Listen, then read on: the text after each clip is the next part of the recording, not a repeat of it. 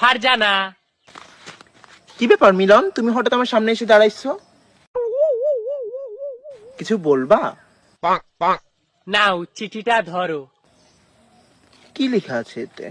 চিঠিটা পড়লে বুঝতে পারবে। আমি তোমাকে ভালোবাসি ফারজানা, তোমার রূপে, তোমার দাঁতের গন্ধে আমি মুগ্ধ। প্লিজ তুমি আমাকে বিয়ে করো। এগুলো কি মিলন? Love letter. তুমি জানো না টাকমাতা ফর্সা লোকের সঙ্গে আমার বিয়ে ঠিক হইছে?